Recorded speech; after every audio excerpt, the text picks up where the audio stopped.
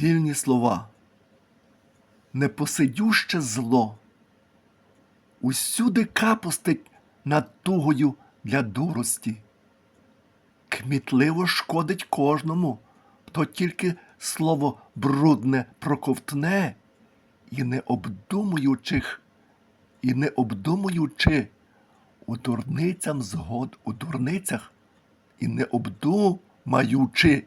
у дурницях згодом чахне.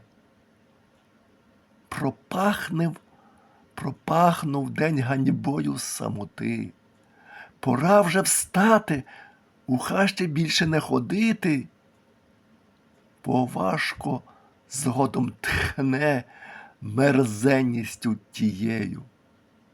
Лиш у красі є чудотворна мить добра, що творчістю лежить згодом в плодах.